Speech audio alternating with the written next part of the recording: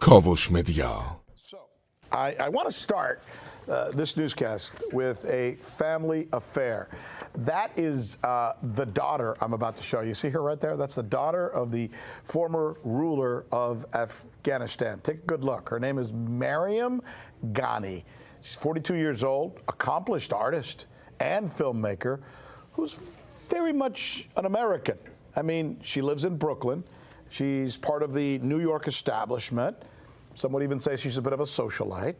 Stands to reason, by the way, she was raised by a father who, before ruling Afghanistan, was an academic who studied at NYU. He also worked at the World Bank, which means he's very connected, very tied to U.S. interests. It may even suggest that he's more beholden to our country, the U.S., than he is to Afghanistan, the country that he ruled. Should that surprise anybody? Not one bit. Not if you know our history and how often we have picked, if not downright installed, foreign leaders in different countries. So let me take you through some of these, all right? That's Rafael Trujillo. He was, without question, a U.S. puppet who won every single election in his country with the help of the CIA by, get this, 99% of the vote. Can you imagine being that popular? While, by the way, killing and suppressing anyone who dared speak out about him.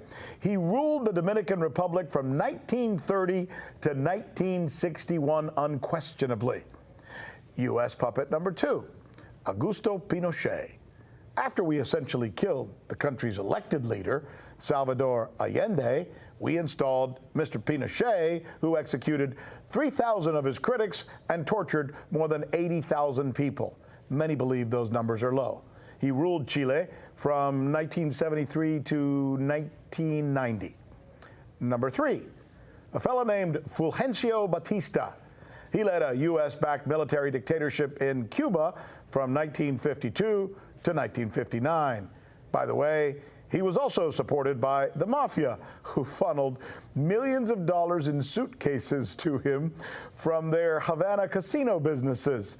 The U.S. eventually got tired of him, turned their backs on Batista, and he fled the country.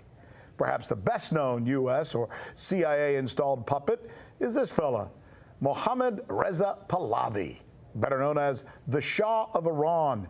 He protected U.S. oil interests and the Brits from 1953 to 1979, but may have overplayed his hand, leading to his ouster, which left us looking for a new puppet in the region.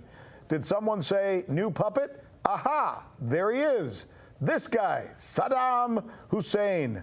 Mr. Hussein worked closely with the CIA and U.S. interests to try and topple Iran after it was taken over by fundamentalists supporting the Ayatollah Khamenei.